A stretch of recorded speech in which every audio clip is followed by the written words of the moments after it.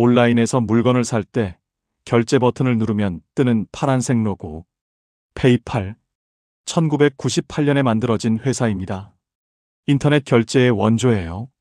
그런데 이 회사 출신들이 나중에 뭘 만들었는지 아세요? 테슬라, 스페이스X, 유튜브, 링크드인, 팔란티어, 옐프. 실리콘밸리를 지배하는 거의 모든 회사가 여기서 시작됐습니다. 그래서 사람들은 이들을 페이팔 마피아라고 부릅니다. 1998년 12월 캘리포니아 팔로알토. 피터 틸과 맥스 레브친이 회사를 만들었습니다. 이름은 컴피니티. 원래는 팜파일런용 보안 소프트웨어를 만들려고 했어요. 그런데 잘 안 됐습니다.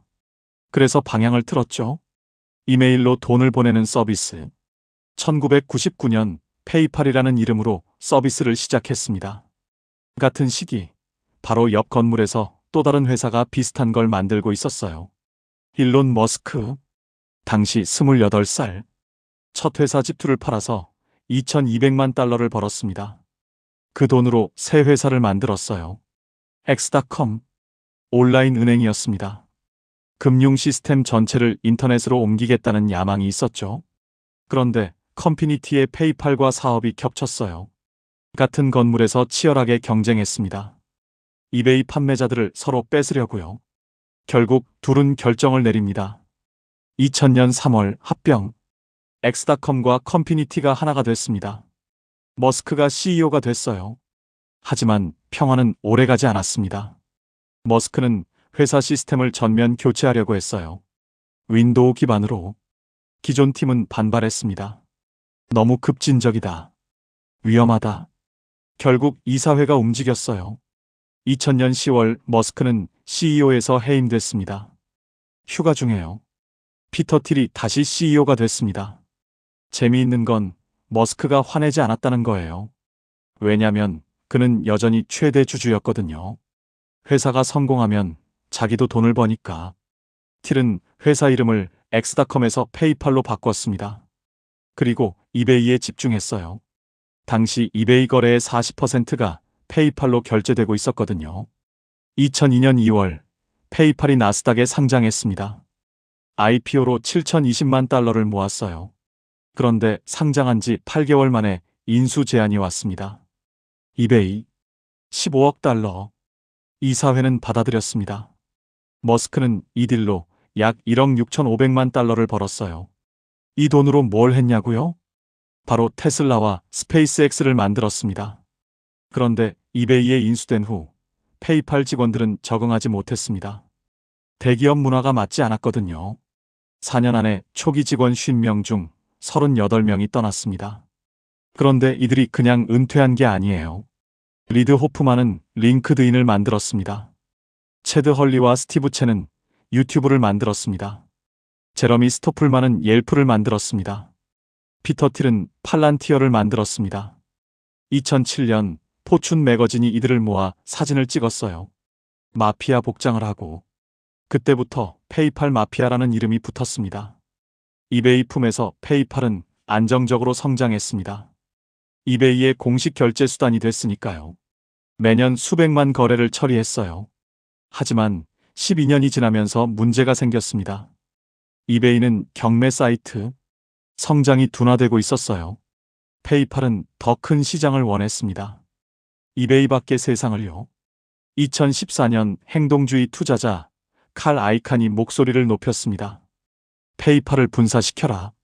2015년 7월 20일 페이팔이 다시 독립했습니다. 나스닥에 PYPL이라는 티커로 재상장했어요. 2002년과 같은 티커입니다. 시가총액 약 500억 달러. CEO는 댄 슐먼. 아메리칸 익스프레스 출신이었습니다. 그는 야심찬 목표를 세웠어요. 2025년까지 활성 계정 7억 5천만 개, 매출 500억 달러. 분사 전인 2013년 페이팔은 중요한 인수를 했습니다. 브레인트리 8억 달러. 브레인트리는 우버, 에어비앤비 같은 스타트업의 결제를 처리하는 회사였어요. 그런데 진짜 보물은 따로 있었습니다. 벤모. 브레인트리가 2012년에 2620만 달러에 인수한 앱이었어요. 수수료 없이 친구들끼리 돈을 보내는 서비스였습니다. 밀레니얼 세대가 열광했습니다. 벤모해가 동사가 됐어요. 벤모에 특이한 점이 있었습니다. 거래 내역이 소셜 피드처럼 공개됐어요. 금액은 안 보이지만 누가 누구에게 왜 보냈는지는 보였죠. 피자값, 택시비, 생일 선물. 이게 이상하게도 인기를 끌었습니다. 친구들의 일상을 엿볼 수 있으니까요. 2021년 벤모는 2,300억 달러 이상의 거래를 처리했습니다. 매출은 8억 5천만 달러. 페이팔이 8억 달러에 산 브레인트리에 딸려온 앱이요. 2020년 팬데믹이 터졌습니다. 사람들이 오프라인 쇼핑을 못하게 되면서 온라인 결제가 폭발했어요. 페이팔 주가는 날아올랐습니다. 2020년 초 100달러였던 주가가 2021년 7월에 310달러를 찍었어요. 시가총액 3,600억 달러. 역대 최고. 모두가 페이팔을 핀테크의 왕이라고 불렀습니다. 그러나 곧 추락이 시작됐습니다. 2022년 금리가 치솟았어요. 성장주는 매몰차게 버려졌습니다. 더 큰 문제는 경쟁이었어요. 애플페이가 아이폰에 기본 탑재됐습니다. 스트라이프가 개발자들 사이에서 인기를 끌었어요. 스퀘어의 캐시앱이 벤모를 위협했습니다. 그리고 또 하나, 마진이 줄었습니다. 브레인트리 같은 B2B 사업 비중이 커지면서 매출은 늘었는데 남는 게 줄어든 거예요. 2022년 말 주가는 60달러 아래로 떨어졌습니다. 310달러에서 60달러, 80% 폭락. 댄 슐먼의 야심찬 목표는 이루어지지 않았습니다. 7억 5천만 계정, 2024년 말 기준 4억 3,400만 개에 그쳤어요. 500억 달러 매출, 318억 달러였습니다. 2023년 슐먼은 CEO에서 물러났습니다. 새 CEO는 알렉스 크리스, 인투이트 출신이었어요. 그에게 주어진 미션은 명확했습니다. 턴어라운드. 알렉스 크리스는 전략을 바꿨습니다. 성장보다 수익성. 슐먼 시대에는 거래량을 늘리는 게 목표였어요. 마진이 낮아도 괜찮았죠. 크리스는 반대로 갔습니다. 수익성 낮은 계약은 과감히 끊었어요. 결과는 2024년 마진율이 개선되며 턴어라운드 신호가 나타났습니다. 자유현금 흐름 66억 달러. 이 돈으로 적극적인 자사주 매입을 하고 있어요. 2024년에만 60억 달러어치 자사주를 사들였습니다. 크리스가 가장 밀어붙이는 핵심 제품이 있습니다. 패스트레인. 회원 가입 없이 이메일만으로 원클릭 결제가 가능해요. 이게 왜 중요하냐면 스트라이프의 강점이 바로 개발자 친화적인 간편 결제거든요. 패스트레인은 그 싸움에서 페이팔의 새 무기입니다. 판매자 입장에선 전환율이 올라갑니다. 결제 중간에 이탈하는 고객이 줄어드니까요. 벤모도 변하고 있습니다. 친구 간 송금 앱에서 결제 수단으로 진화하고 있어요. 벤모 카드, 벤모 체크아웃. 2024년 벤모 매출은 전년 대비 20% 성장했습니다. 크리스는 암호화폐에도 베팅하고 있습니다. 2023년 페이팔은 자체 스테이블 코인 PYUSD를 출시했어요. 달러에 1대1로 연동된 디지털 화폐입니다. 비트코인, 이더리움 등 주요 암호화폐로 결제할 수 있는 기능도 확대하고 있어요. 크리스의 말입니다. 스테이블 코인은 결제의 미래입니다. 우리가 그 신뢰 레이어가 될 겁니다. 하지만 경쟁은 여전히 치열합니다. 애플페이, 미국 모바일 지갑 시장 점유율 55%, 스트라이프, 개발자 친화적인 API로 스타트업을 장악했어요.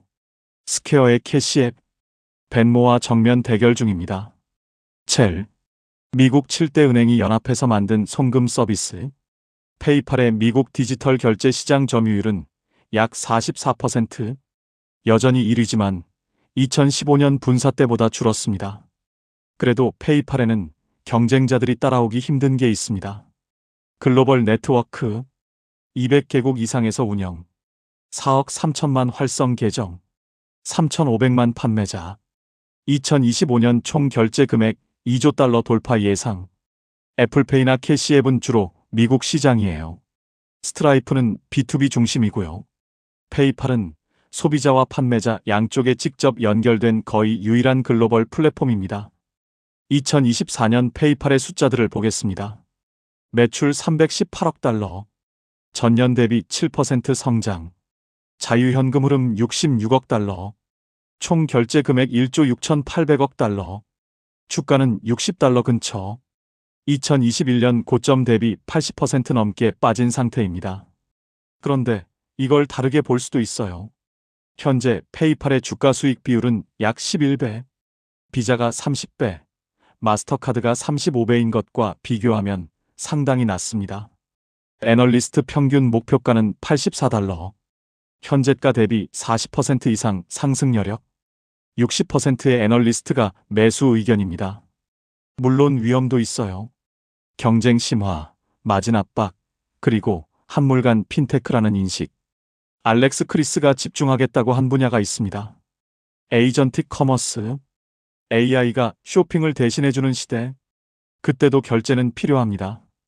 페이팔은 그 신뢰 레이어가 되겠다는 거예요. AI가 추천하고 결제는 페이팔로. 결제의 미래가 어떻게 바뀌든 그 중심에 있겠다는 전략입니다.